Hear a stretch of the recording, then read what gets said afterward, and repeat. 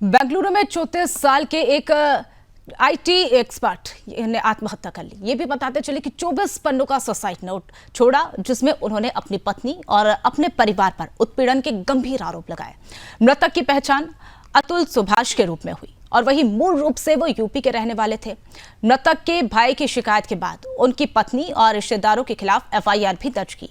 मृतक अतुल ने अपनी खुदकुशी के लिए जिम्मेदार लोगों को सजा दिलाने की अपील भी की। उन्होंने ये भी कहा कि जब तक मुझे प्रताड़ित करने वालों को सजा नहीं मिलती, मेरी अस्थियों का विसर्जन ना किया जाए, न्यायिक व्यवस्थाओं पर मेरे परिवार को परेशान ना किया जाए। फिलहाल पुलिस ने पूरा मामला दर्ज कर लिया है और जांच पड़ताल शुरू कर दी है। आज मैं सुसाइड कमिट करने जा रहा हूं। इसका कारण 5 लोग हैं।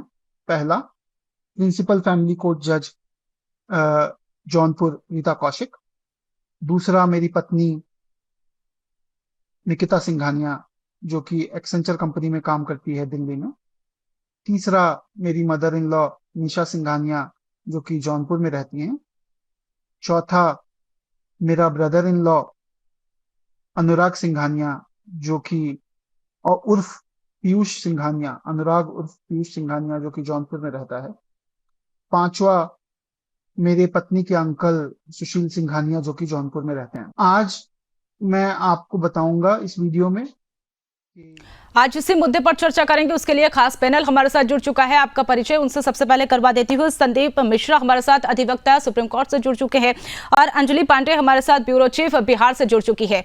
आप दोनों का सुदर्शन न्यूज पर बहुत बहुत स्वागत है। चर्चा की शुरुआत करेंगे। इंजीनियर का सुसाइड नोट पढ़कर हर कोई हैरान और सन्न हो जाता है, क्योंकि 1 घंटे और 20 मिनट का ये सुसाइड नोट और एक वीडियो भी जारी किया गया। उसमें अपनी आपबीती भी सुनाते हुए इंजीनियर नजर आया। उसके बाद सुसाइड कर लिया गया और इसी के बीच हमारे साथ सामाजिक कार्यकर्ता बरखा त्रेखन भी जुड़ चुकी है। आपका भी बहुत बहुत स्वागत है। डिबेट की शुरुआत संदीप मिश्रा जी आप ही से करना चाहूंगी। देखिए, अब महिलाओं को भारत में कई प्राथमिकता दी जाती है। प्रावधान में कानून के तहत अगर देखें तो कई सुख सुविधाएं महिला को मिल रही है, लेकिन ऐसे में जो अतुल सुभाष है, ऐसे कई अतुल सुभाष होंगे जो कि आज एक सुसाइड नोट या फिर ये कहें कि एक मौत का शिकार हो गए, लेकिन ऐसे कई मामले अगर देखें तो सामने आ सकते हैं। लेकिन क्या इनके लिए कानून के तहत कोई प्रावधान होना चाहिए जो कि प्रताड़ित होते हुए या फिर ये कहें मानसिक रूप से जो उत्पीड़न झेल रहे हैं, उनके लिए क्या कानून का कोई प्रावधान?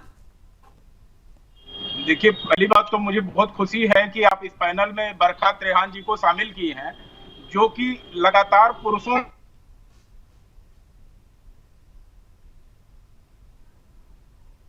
गोई जी के ऊपर आरोप लगा था, तो हम लोग भी इंडिया गेट के पास धरने पे गए थे कि जस्टिस फॉर चीफ जस्टिस, इस तरह से एक कार्यक्रम किए थे। क्योंकि पुरुष समाज आज की तारीख में बहुत ही पीड़ित है, खास करके अदालतों में, जो कि थोड़ी इको हो रही है आवाज मुझे। ठीक है संदीप मिश्रा जी, आपकी ऑडियो सही करवाती हूँ। अंजलि पांडे जी, आपका रुख करते हुए देखिए, एक इंजीनियर ने सुसाइड कर लिया, 2 साल 120 तारीखें गए, 3 करोड़ का ये पूरा मामला बताया जा रहा है और अपनी आपबीती सुनाते हुए भी वीडियो में साफ तौर पर नजर आए। लेकिन अगर इंसाफ की बात करें तो क्या लगता है अब इंसाफ कब तक मिल सकता है? जी मनीषा, देखिए बता दूं कि जिस तरीके से यह घटना सामने आई है, काफी हृदय विदारक घटना है और इस घटना के बाद से पूरा परिवार जो है वो मर्माहत है। और जिस तरीके से इस होनहार इंजीनियर ने अपनी खुदकुशी कर ली है, उससे पूरा समाज भी जो है वह भी आहत है कि जिस तरीके से जो सामाजिक प्रताड़ना दी गई इसे, जो पारिवारिक प्रताड़ना दी गई इसे, और आखिरकार न्याय की गुंजाइश नहीं हो पाई, इसको न्याय आज तक नहीं मिल पाया और इस न्याय की गुहार लगाते लगाते इस युवक ने जो है वो आत्महत्या कर ली। तो निश्चित रूप से कहीं ना कहीं न्याय प्रक्रिया, जिस बात की चर्चा कर रहे थे अभी हमारे अधिवक्ता जो है वो चर्चा कर रहे थे कि जिस तरीके से ये जो न्याय प्रक्रिया है, उस न्याय प्रक्रिया पर भी पूरा सवाल जो है वह खड़ा करता है, क्योंकि जो न्याय मिलना चाहिए उस न्याय के वजह से न्याय नहीं मिल पाया, जिसकी वजह से आज एक होनहार युवक जो इंजीनियर था, आर्टिफिशियल इंटेलिजेंस का था, एक बड़े कंपनी में काम करता था, बेंगलुरु में काम करता था, और उसे अपने मौत को जो है वो गले लगाना पड़ गया। तो निश्चित रूप से यह काफी हृदय विदारक घटना है और इस घटना से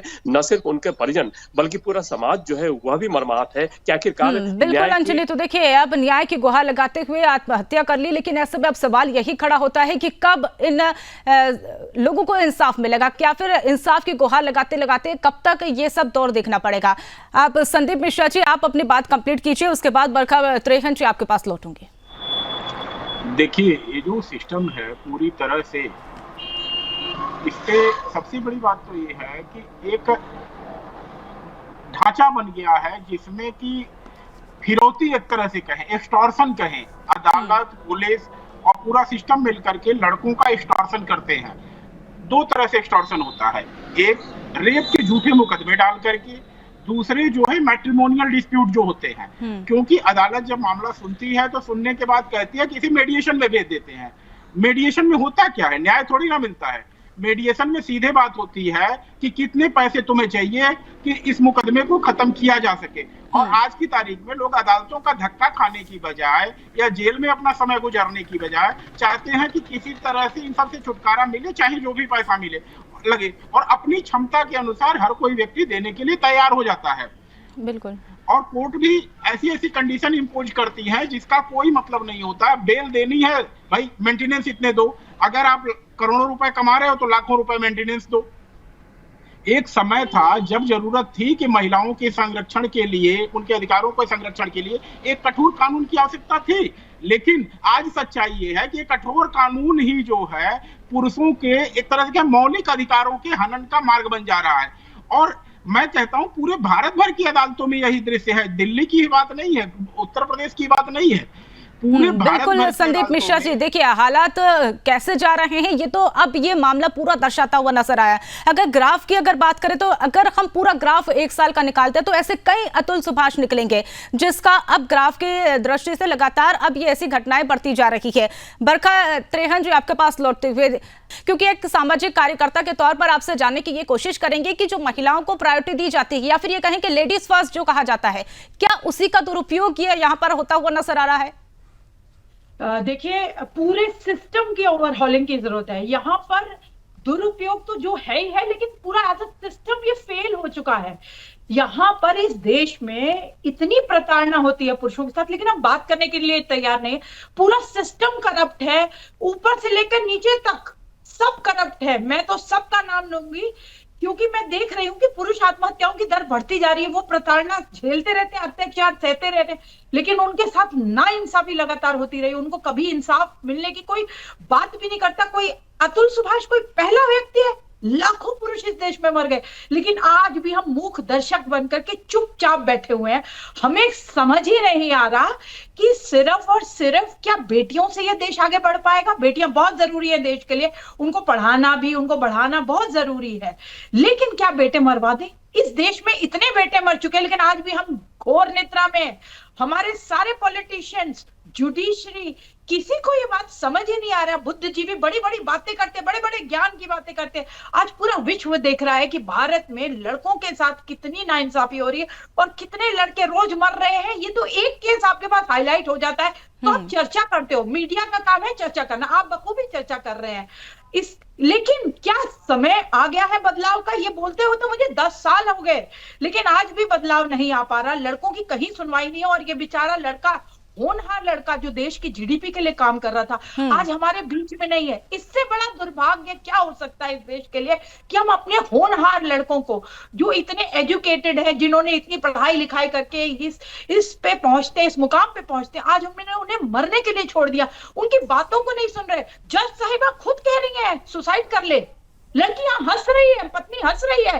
कैसी पत्नी थी जिसके मन में कुछ भी एक भी भाव नहीं था पति के साथ, जिसके साथ रह रही थी अपने बेटे बिल्कुल को। बरखा त्रेहन जी, देखिए आप बदलाव की बयार यहाँ पर लाने की जरूरत है, या फिर ये कहें कि लोगों को जागरूकता जो फैलाई गई है या फिर उसका दुरुपयोग करती हुई यहाँ पर महिलाएं भी नजर आ रही है। ऐसे में अब लाजमी है कि जागरूकता फैलानी चाहिए और ऐसे में अब जब न्याय की गुहार यहाँ पर लड़के के द्वारा या फिर पुरुषों की मौत के आंकड़े अगर देखें तो वो बढ़ते जा रहे हैं। अब उन पर कंट्रोल कैसे पाया जाए उस पर हर किसी की निगाहें टिकी। फिलहाल आप तीनों हमारे साथ जुड़े, चर्चा का हिस्सा बने, उसके लिए बहुत बहुत धन्यवाद। तो अब इंसाफ की गुहार लगातार लगाई जा रही है और ऐसे अतुल सुभाष कई निकलेंगे और अगर ग्राफ की बात करें तो ग्राफ तो बढ़ता ही जाएगा, लेकिन अब इंसाफ कब मिलेगा और इंसाफ की ललाहट में जनता लगातार देखती हुई नजर आ रही है। लेकिन अब क्या कानून बनाने की जरूरत है? ऐसे में तमाम से सवाल यहां पर खड़े हो रहे हैं। फिलहाल इस खास बुलेटिन में मेरे साथ इतना ही। आप देखते रहिए सुदर्शन न्यूज। नमस्कार।